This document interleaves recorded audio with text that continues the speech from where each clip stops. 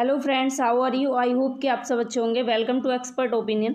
Friends, आज की video में हम डिस्कस करेंगे डीएलएड फोर्थ सेम और साइंस के वेरी शॉर्ट क्वेश्चंस के बारे में। तो फ्रेंड्स, आप लोगों की बहुत ज़्यादा डिमांड थी। कई लोगों ने कहा था कि मैम साइंस की वीडियोस डालिए और फोर्थ सेम की जितने भी सीरीज हैं उनको कराइए, फोर्थ सेम के कुछ नोट्स भी कराइए इंपॉर्टेंट, क्योंकि फोर्थ सेम के एग्ज़ाम जैसे कि आपके सामने हैं, नज़दीक हैं, तो उन लोगों के लिए है ये। और मैं आपके लिए सारी सीरीज़ कराऊंगी, जितने भी सीरीज आऊँगी। जैसे मैं इसमें अति लघु क्वेश्चंस कुछ आपके लिए लेकर आई हूँ, वैसे ही जिन लोगों ने सीरीज़ नहीं खरीदी हैं उनके लिए बहुत हेल्पफुल रहेगी, और जिन लोगों ने खरीद ली हैं उनके लिए भी रहेगी, क्योंकि आप वीडियो को कहीं पर भी कोई भी काम करते हुए चला सकते हैं। आप घर में कोई काम कर रही हैं, जो महिलाएं हैं, हाउस वाइफ हैं, उनके लिए हेल्पफुल रहेगी। खाना बनाते हुए या कोई भी काम करते हुए आप वीडियो को चला सकते हैं और उसको सुन सकते हैं। तो सुनकर और देखकर आपको चीज़ें बेहतर तरीके से समझ आती हैं। आपको मेरा प्रयास अच्छा लगे तो वीडियो को लाइक करना, शेयर करना अपने सभी फ्रेंड्स को, जिससे सभी की हेल्प हो सके। और चैनल पहली बार देख रहे हैं तो सब्सक्राइब करके बेल आइकन को प्रेस कर लें, जिससे कि आने वाली सभी वीडियोज़ की नोटिफिकेशन आपको मिलती रहे। तो स्टार्ट करेंगे वीडियो को बिना कोई देर किए हुए। तो साइंस के ये अति लघु उत्तरीय क्वेश्चन हैं, ठीक है। और पहला क्वेश्चन है इसमें, जैव विकास किसे कहते हैं? तो यहाँ पर देखिए आप, कालांतर में जीवों की रचना तथा कार्य प्रणाली में क्रमिक परिवर्तनों द्वारा जीवों की उत्पत्ति को जैव विकास कहते हैं। यानी कि जीवों की जो उत्पत्ति होती है किसी काल, क्रमिक काल के अंतर्गत, यानी कि कोई समय के अंतर्गत जीवों की उत्पत्ति जो होती है पृथ्वी पर, उसी को जैव विकास कहते हैं। जीवों की उत्पत्ति को और जीवों में परिवर्तन होने की जो प्रणाली होती है, जैसे कि पहले आदि मानव था, उस आदि मानव में और आज के मानव में कितना अंतर है। तो जीवों में, जीवों की जो रचनाओं में, कार्य प्रणालियों में जो क्रमिक परिवर्तन होते हैं, क्रम से जो परिवर्तन होते हैं जीवों की उत्पत्ति को, उन्हीं जीवों की उत्पत्ति को जैविक विकास कहते हैं या जैव विकास कहते हैं। तो आपने देखा होगा पहले के टाइम के मानव और आज के मानव में जो परिवर्तन हुए वो एक साथ नहीं हुए, एक क्रमिक परिवर्तन हुए, और इसी को जैव विकास कहते हैं, जीवों के विकास को, ठीक है। नेक्स्ट क्वेश्चन, क्या जैव विकास का होना प्रमाणित है? तो जैव विकास की प्रामाणिकता के संदर्भ में दो वैज्ञानिकों लेमार्क तथा डार्विन का नाम बहुचर्चित है। वर्ष 1744 में फ्रांस वैज्ञानिक लेमार्क के विचारों को लेमार्कवाद के नाम से जाना जाता है। तो लेमार्क एक वैज्ञानिक हुए जो फ्रांस के थे। ये मोस्ट इंपॉर्टेंट क्वेश्चन आपके लिए यहाँ से भी बन सकता है, वन लाइनर में आपसे पूछा जा सकता है 1 नंबर में, कि जो लेमार्क थे वो कहाँ के वैज्ञानिक थे। तो आपको याद रखना है, फ्रांस वैज्ञानिक थे लेमार्क, और इनके विचारों को लेमार्कवाद के नाम से जाना गया। और ये कब जाने गए? वर्ष 1744 में। और फ्रेंड्स, इसको आप जरूर याद रखेंगे, ये भी आपसे वन लाइनर में पूछा जा सकता है। बस आपको इतना बताना है कि जीवों में क्रमिक परिवर्तनों द्वारा जो जीवों की उत्पत्ति होती है उसी को जैव विकास कहते हैं। नेक्स्ट क्वेश्चन, प्राकृतिक चयनवाद क्या है? तो जीवों की संततियां वातावरण में उपलब्ध भोजन, आवास एवं अन्य आवश्यकताओं के लिए संघर्ष करती रहती हैं। इस संघर्ष में वातावरणीय दशाओं के अनुसार उपयोगी जीव का चयन करती हैं। इसे ही प्राकृतिक चयनवाद कहते हैं। तो देखिए, इस क्वेश्चन का सीधा सीधा अर्थ ये है, जैसे वातावरण में बहुत सारी चीज़ें आपको उपलब्ध मिलती हैं, भोजन, आवास और अन्य भी बहुत सारी चीज़ें, जैसे कि आपकी खाने से रिलेटेड, रहने से रिलेटेड, आपकी परिवहन से रिलेटेड, यानी कि वातावरण में जो भी चीज़ें आपको उपलब्ध होती हैं उनमें आप उन चीज़ों का चयन करते हैं जो आपके लिए ज़रूरी होती हैं, जिनका आप उपयोग करते हैं, जो आपके लिए यूज़फुल हैं, जिनकी आपको आवश्यकता है। सीधी भाषा में कहें कि जिनकी आपको ज़रूरत है उन चीज़ों का आप चयन करते हैं प्रकृति से। जो प्रकृति में दी हुई चीज़ें हैं उनसे आप अपनी आवश्यकताओं के अकॉर्डिंग उनमें से चयन करते हैं। इसी को प्राकृतिक चयनवाद कहते हैं। नेक्स्ट है, जैव विकास की पुष्टि में जीवों की संरचनात्मक समानताएं कौन सी हैं? तो जैव विकास की पुष्टि में जीवों की संरचनात्मक समानताएं निम्न 2 प्रकार की होती हैं, समरूप या समवर्ती रचनाएं और समजात रचनाएं। नेक्स्ट क्वेश्चन, नेक्स्ट है, जीवाश्म विज्ञान क्या है? तो जीवाश्म विज्ञान के संदर्भ में अनेक ऐसे जीव जो लाखों हजारों वर्ष पहले जीवित थे परंतु अब नहीं हैं, उनके अवशेष चट्टानों में दबे मिलते हैं। ऐसे जीवाश्मों का अध्ययन ही जीवाश्म विज्ञान कहलाता है। तो देखिए, जो लोग उपस्थित नहीं हैं हमारे सामने और उन लोगों की कोई प्रमाण भी नहीं मिले, बस उनके कुछ अवशेष दबे हुए मिले चट्टानों के नीचे, जो हजारों वर्ष पहले जीवित थे और कुछ समय बाद वो मर गए होंगे हजारों वर्ष पहले, और उनके अवशेष चट्टानों के नीचे दबे मिले, और ऐसे जीवों के अध्ययन को ही जीवाश्म विज्ञान कहते हैं। आगे है पारिस्थितिक तंत्र क्या है। देखिए वीडियो थोड़ी लंबी हो जाए तो आप टेंशन नहीं लीजिएगा, क्योंकि आपके लिए डिस्कशन मैं साथ में कर रही हूँ। अगर मैं क्वेश्चन को पढ़ने के बाद डायरेक्ट आपको आंसर पढ़ दूँ और उसके बारे में कुछ नहीं बताऊँ तो वीडियो बनाने का कोई अर्थ नहीं रह जाएगा। इसलिए मैं आपके सामने डिस्कशन भी करते हुए जा रही हूँ, जिससे चीज़ें आपको सरल भाषा में समझ आएँ, किताबी भाषा से अलग थोड़ी सी सरल भाषा में आपको चीज़ें समझ में आ सकें। क्योंकि आप अगर अपनी भाषा में लिख कर आएंगे क्वेश्चन का आंसर तो आपको ज़्यादा नंबर मिलने के चांसेस रहते हैं। और दूसरी बात, आपको वीडियो चाहिए तो आप मुझे बताइएगा, मैं आपको ये भी बताऊंगी कि आपको बीटीसी में डीएलएड में टॉप कैसे करना है। मैं आपके लिए ये भी ट्रिक बताऊंगी टॉप करने के लिए, क्योंकि बीटीसी को टॉप करना बहुत ईजी नहीं है और बहुत ज़्यादा टफ भी नहीं है, लेकिन आपको तरीका पता होना चाहिए। तो आप बता सकते हैं, अगर आपको वीडियो चाहिए तो मैं उस पर भी वीडियो बना दूंगी। क्वेश्चन है पारिस्थितिक तंत्र क्या है। तो हमारा पारिस्थितिक तंत्र विभिन्न प्रकार के जीव जंतु एवं पेड़ पौधों से मिलकर बना है। संपूर्ण पृथ्वी एक पारिस्थितिक तंत्र है। इसके अंतर्गत सभी जीव अपनी खाद्य प्राप्ति के लिए मूल उत्पादक तथा पौधों पर निर्भर रहते हैं। तो देखिए जो हमारी ये पृथ्वी है, भूमि है, इस पर अनेक जीव जंतु, पेड़ पौधे, बहुत सारी चीज़ें आपको मिलती हैं और इन सब से मिलकर ही हमारी पृथ्वी का निर्माण हुआ है, हमारे पारिस्थितिक तंत्र का निर्माण हुआ है। और हमारी जो पृथ्वी है इस पर अनेक पारिस्थितिक तंत्र हैं और पृथ्वी भी एक पारिस्थितिक तंत्र है, और इसके अंतर्गत सभी जीव अपनी खाद्य प्राप्ति के लिए मूल उत्पादक और पौधों पर निर्भर होते हैं। इसका मतलब है कि जो जीव हैं वो पौधों पर और कुछ जीवों पर निर्भर होते हैं, जैसे कि हम मनुष्य जो हैं वो पौधों पर निर्भर हैं और कुछ जानवर जो होते हैं वो अन्य जानवरों पर निर्भर होते हैं। तो इसी तरीके से ये क्रम चलता रहता है और इस क्रम को ही पारिस्थितिक तंत्र कहते हैं। नेक्स्ट है पारिस्थितिक तंत्र की संरचना के आधार बताइए। तो पारिस्थितिक तंत्र की संरचना के आधार हैं जैविक घटक और अजैविक घटक। जैविक घटक, अजैविक घटक में कौन कौन से आएंगे? अजैविक घटक में कार्बनिक, अकार्बनिक और जलवायु जैसी चीजें आएंगी, और जैविक घटक में उत्पादक, हरे पौधे, उपभोक्ता, अपघटक एवं अपरदभोजी आएंगे। ये क्वेश्चन मोस्ट इंपॉर्टेंट है। जैविक घटक और अजैविक घटक, ये चीज़ें आपको ध्यान रखनी है कि अजैविक में वो चीज़ें आएंगी जो चल फिर नहीं सकती, घूम नहीं सकती, यानी कि जिनमें जीवन नहीं होता, वो सारी चीज़ें अजैविक में आएंगी। और जैविक शब्द से ही आप समझ रहे हैं यहाँ पर उत्पादक, हरे पेड़ पौधे, उपभोक्ता, अपघटक व अपरदभोजी, ये सारी चीज़ें आएंगी। आगे है खाद्य श्रृंखला से आपका क्या अभिप्राय है। तो जीवों की श्रृंखला जो भोजन के आधार पर एक दूसरे से संबंधित हो, आहार या खाद्य श्रृंखला कहलाती है।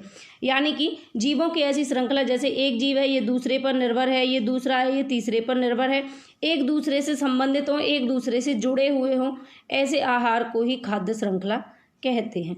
आगे है एक सरल खाद्य श्रृंखला के स्तर बताइए। तो एक सरल खाद्य श्रृंखला के स्तर आपके सामने हैं, 3 स्तर हैं, उत्पादक और प्राथमिक उपभोक्ता और द्वितीयक उपभोक्ता। पहले होगा उत्पादक, यानी कि पेड़ पौधे होते हैं उत्पादक जो कि खुद से अपना भोजन बनाते हैं और दूसरे भी उन पर निर्भर रहते हैं। फिर आते हैं प्राथमिक उपभोक्ता और फिर आते हैं द्वितीयक उपभोक्ता। आगे बढ़ते हैं, खाद्य जाल से आपका क्या आशय है। तो कोई भी जीव एक से अधिक पोषक स्तरों से अपना अन्य श्रृंखलाओं से पोषक स्तरों तथा अन्य श्रृंखलाओं से अपना भोजन तथा ऊर्जा प्राप्त करता है, ऐसे पारितंत्र को खाद्य जाल कहते हैं। तो देखिए कोई एक जीव है, मान लीजिए ये कोई एक जीव है, जैसे मनुष्य है, आप मनुष्य से ही मैं आपको एग्जाम्पल के थ्रू समझा देती हूँ, हमारे ही एग्जाम्पल से, तब आपको बेहतर तरीके से समझ आएगा। जैसे ये मनुष्य है, तो इस मनुष्य का अगर सिर्फ पौधों से ही संबंध हो, पेड़ पौधे खाकर, यानी कि साग सब्जी फल फूल आदि चीज़ें खाकर ही जीवन निर्वाह करता हो, तो ये एक खाद्य जाल नहीं बनेगा। लेकिन जाल कब बनेगा? जब एक ही जीव अनेक जीवों पर निर्भर हो, अनेक जो है इस तरह से अपना भोजन प्राप्त करता हो। यहाँ पौधों से भी रिलेटेड है, कोई जीव है उसको भी, जैसे मीट खाते हैं बहुत से लोग, मांसाहारी, मानव भी मांसाहारी और शाकाहारी 2 प्रकार के होते हैं, तो इस पर भी निर्भर है। और जो जीव हम लोग, आप लोग खा रहे हैं, हम लोग खा रहे हैं, वो जीव फिर से किसी और पर निर्भर है, पेड़ पौधों पर ही निर्भर है। जैसे कुछ लोग मीट में खा लेते हैं, मछली खा ली तो मछली पानी पर निर्भर है, या फिर कोई और अन्य कोई जीव को खा लिया, वो जीव पेड़ पौधों पर निर्भर है। ठीक है, तो इस तरीके से ये बना हुआ एक जाल सा बन जाता है, एक जीव दूसरे पर, फिर वही जीव तीसरे पर भी निर्भर है इस पर, यानी कि इस तरीके से बना हुआ एक जाल जो होता है, एक जीव अनेक जीवों पर निर्भर जब होता है तब खाद्य जाल बनता है। यानी कि एक ही जीव अधिक पोषक स्तरों से अपना जो है भोजन प्राप्त करे, ऊर्जा प्राप्त करे, वही पारितंत्र को खाद्य जाल कहते हैं। नेक्स्ट है पारिस्थितिक पिरामिड क्या है। तो पारिस्थितिक पिरामिड से हमारा आशय खाद्य कड़ी के प्रारंभिक स्तर पर जीवों की संख्या अधिक रहती है और कड़ी के अंत तक पहुंचते पहुंचते उपभोक्ताओं की संख्या भी कम होती जाती है। यानी कि पारिस्थितिक पिरामिड से आशय ये होता है कि खाद्य कड़ी के प्रारंभिक स्तर पर जीवों की संख्या तो अधिक रहती है और कड़ी के अंत तक पहुंचते पहुंचते उपभोक्ताओं की संख्या भी कम होती जाती है। तो जो कड़ी होती है उसकी संख्या अधिक हो जाती है और उपभोक्ताओं की संख्या कम होती चली जाती है। तो इसे पारिस्थितिक पिरामिड कहते हैं। जैव विकास से संबंधित 3 वैज्ञानिकों के नाम लिखिए। जैव विकास से संबंधित 3 वैज्ञानिक हैं Jean Baptiste, de Lamarck, Charles Darwin and Hugo de Vries. ये 3 वैज्ञानिक हैं। अब आपसे ये पूछा जा सकता है कि लेमार्क का पूरा नाम क्या है। ऑप्शंस रख के आपसे पूछेगा तो आपको ध्यान रखना है Jean Baptiste, de Lamarck. Charles Darwin, आपसे डार्विन का नाम भी पूछा जा सकता है तो इनका पूरा नाम है चार्ल्स डार्विन। और ह्यूगो डी ब्रिज, ये तीनों वैज्ञानिक हैं। आगे है जैव विकास के प्रमाण क्या हैं। तो जैव विकास के प्रमाण निम्न हैं। जीवों या जंतु या पेड़ पौधों की तुलनात्मक शरीर रचना, शरीर क्रिया विज्ञान, आनुवांशिकी आदि। तो ये प्रमाण हैं जैव विकास के। यानी कि जो जीवों की रचना होती है, तुलनात्मक रचना, अलग अलग उनमें एक दूसरे में तुलना करने योग्य जो रचना है, और शरीर क्रिया विज्ञान, अलग अलग जीवों की अलग अलग शरीर की अलग अलग क्रियाएं होती हैं और अलग अलग आनुवांशिकी भी आपको देखने को मिलती है। आगे जैव विकास क्या है। तो जैव विकास धीरे धीरे होने वाला एक क्रमिक परिवर्तन है जिसके परिणाम स्वरूप आज के युग के जटिल व उच्च कोटि के पौधे व जंतु पूर्व काल के सरल व निम्न श्रेणी के पौधों तथा जंतुओं से उत्पन्न हुए हैं। वही बात है कि जो जीवों में क्रमिक परिवर्तन होता है वही जैव विकास है। जीवों में जो क्रमिक परिवर्तन होता है, क्रमिक विकास होता है, वही जैव विकास है। जैसे पहले के समय में जटिल उच्च कोटि के जो पेड़ पौधे थे, जीव जंतु थे, जैसे पहले के समय का जटिल आदि मानव था, पशु के समान जो मानव था, और आज के समय का सरल जो मानव है आपको देखने को मिलता है, विकसित मानव है। तो इसी को जैव विकास कहेंगे, जो क्रमिक परिवर्तन होगा मानव में या फिर जीवों में। आगे है नव डार्विनवाद क्या है। नव डार्विनवाद के अनुसार नई जातियों की उत्पत्ति पुरानी जातियों के जीन्स में परिवर्तन के कारण होती है। इसमें पुरानी जाति से नई जाति के विकास में कई कारक कार्य करते हैं। तो देखिए नव डार्विनवाद क्या है, जो नई जातियां हैं उनकी उत्पत्ति कैसे हुई है, पुरानी जातियों में जीन्स में परिवर्तन होने के कारण हुई है। जो पुरानी जातियां थीं उनके जीन्स में कुछ परिवर्तन हुए, इसकी वजह से नई जातियों की उत्पत्ति हुई, यही नव डार्विनवाद है। नेक्स्ट, किस सिद्धांत के कारण ह्यूगो डी ब्रिज का नाम प्रसिद्ध हुआ। तो उत्परिवर्तनवाद का इन्होंने एक प्रमुख सिद्धांत दिया। Very important, most important question.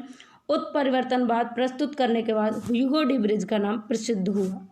आगे है लेमार्कवाद का प्रमुख उदाहरण किस जंतु के ऊपर है। तो लेमार्कवाद का प्रमुख उदाहरण जिराफ के ऊपर है। इन्होंने जिराफ के ऊपर अपना एग्जाम्पल दिया था लेमार्क ने। तो इन्होंने ये कहा था कि जैसे एक जिराफ था, पहले जो जिराफ था उसकी गर्दन लंबी नहीं थी, क्योंकि पहले का जिराफ जो था नीचे ही जो पेड़ पौधे पत्तियां मिलती थी उनको खा लेता था। लेकिन धीरे धीरे जिराफ ने अपनी गर्दन को ऊपर ऊपर उठाना शुरू किया और ऊपर जो पेड़ पत्तियां थी उनको खाने का प्रयास किया, और धीरे धीरे ये परिवर्तन देखा गया। किसी एक पीढ़ी में थोड़ी गर्दन और लंबी हुई, और इसी तरीके से ऊपर उठने के जो प्रयास थे पत्तियों को खाने के, पेड़ पौधों को खाने के, और उन्हीं के परिणाम स्वरूप आज जिराफ की जो गर्दन है वो बहुत लंबी आपको दिखाई देगी, क्योंकि उसमें क्या हुआ था, एक क्रमिक परिवर्तन हुआ। और यही लेमार्कवाद का सिद्धांत भी इसी के ऊपर है, जिराफ के ऊपर। आगे है उत्परिवर्तनवाद से आप क्या समझते हैं। हॉलैंड के वनस्पति वैज्ञानिक ह्यूगो डी ब्रिज ने इवनिंग प्रिमरोज के पौधों की अनेक पीढ़ियों का अध्ययन करते समय देखा कि इन पौधों में कुछ ऐसे पौधे भी हैं जो जनक पौधों से काफ़ी भिन्न हैं। इतने भिन्न हैं कि इन्हें एक नई जाति के रूप में देखा जा सकता है। लंबी अवधि तक इस प्रकार के अध्ययन के बाद डी ब्रिज ने सन 1901 में उत्परिवर्तनवाद का सिद्धांत प्रस्तुत किया। अब देखिए इसका क्या मतलब है। इसका मीन्स ये है कि जो जनक पौधा था, जिस पौधे से अन्य पौधों की उत्पत्ति हुई, उनमें कुछ पौधे अपने जनक पौधे से बिल्कुल भिन्न थे, बिल्कुल अलग थे। और ह्यूगो डी ब्रिज ने इवनिंग प्रिमरोज के अनेक पौधों पर यह प्रयोग किया। और आपको ये ध्यान रखना है कि ह्यूगो डी ब्रिज ने किन पौधों पर प्रयोग किया। तो इवनिंग प्रिमरोज के पौधों की अनेक जातियों पर यह अध्ययन किया था, और जिसमें इन्होंने ये पाया कि जो कुछ पौधे थे वो अपने जनक पौधे से बिल्कुल भिन्न थे और इनको एक नई जाति के रूप में देखा जा सकता था। और इन्होंने इसी चीज़ को सिद्ध करते करते एक लंबे समय के बाद में अपने इस सिद्धांत को जन्म दिया, उत्परिवर्तनवाद को, और 1901 में इस सिद्धांत को जन्म दिया, ये ध्यान रखना है। आगे है, नई जातियों के उद्भव के सिद्धांत को किसने प्रतिपादित किया? तो नई जातियों के उद्भव के सिद्धांत को ह्यूगो डी व्रीज ने प्रतिपादित किया। नेक्स्ट, डार्विनवाद तथा नव डार्विनवाद के सिद्धांत को किसने प्रतिपादित किया? तो डार्विनवाद के सिद्धांत को चार्ल्स डार्विन तथा नव डार्विनवाद के सिद्धांत को जूलियन हक्सले ने प्रतिपादित किया। डार्विनवाद से आपको ध्यान रहेगा कि चार्ल्स डार्विन ने दिया डार्विनवाद का सिद्धांत, और नव डार्विन इसमें चेंज किया। डार्विनवाद का जो सिद्धांत था इसको चेंज करके नव डार्विनवाद का सिद्धांत किसने दिया? जूलियन हक्सले ने। नेक्स्ट, डार्विनवाद की आलोचना को दृष्टिगत कीजिए। तो डार्विनवाद से जुड़ी कुछ विरोधात्मक आपत्तियां निम्न प्रकार हैं। डार्विन ने अवशेषी अंगों की उपस्थिति पर कोई ध्यान नहीं दिया। जो अवशेषी अंग थे उनकी उत्पत्ति पर कोई भी ध्यान नहीं दिया था डार्विन ने, तो ये एक आलोचना है। डार्विनवाद में विभिन्नताओं की उत्पत्ति तथा कारणों पर कोई ध्यान नहीं दिया गया। जो विभिन्नताएं थीं अनेक जीवों में, उनकी उत्पत्ति पर और उनके कारणों पर भी कोई ध्यान नहीं दिया गया कि ये जो विभिन्नताएं हैं ये क्यों हैं। नेक्स्ट पॉइंट, समस्या इस बात की थी कि जिनकी वंशागति होती है वे एक पीढ़ी से दूसरी पीढ़ी में किस प्रकार पहुंचती हैं।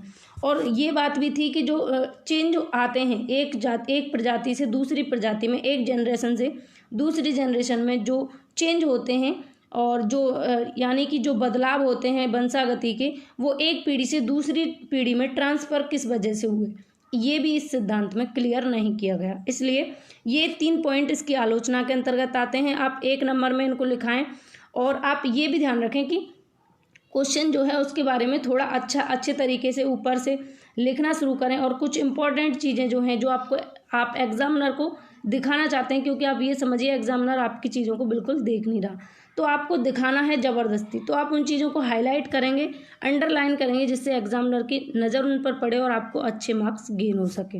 तो इस वीडियो में बस इतना ही, मिलेंगे नेक्स्ट वीडियो में।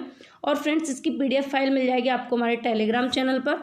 आपने अभी तक ज्वाइन नहीं किया तो ज्वाइन कर लें, और मैं आपको सारी सीरीज़ कराऊंगी, सभी सीरीज, साइंस की, सोशल साइंस की, हिंदी की, मैथ्स की, सारी सीरीज़ मैं आपके लिए कराऊंगी। संस्कृत, हिंदी, जो भी आपके टॉपिक, जो भी सब्जेक्ट होंगे 4th सेम में सभी कराऊंगी। तो आप डोंट वरी रहें, आपके एग्ज़ाम बहुत अच्छे होंगे। मेरी विशेष आपके साथ हैं और मैं आपके लिए मेहनत भी करूँगी। तो वीडियो आपको अच्छी लगे तो लाइक करना, शेयर करना, और आपसे यही रिक्वेस्ट रहती है हमेशा कि आप लाइक कर दें इस वीडियो को और अपने फ्रेंड्स को ज़्यादा से ज़्यादा शेयर करें, जिससे कि सभी को हेल्प हो सके।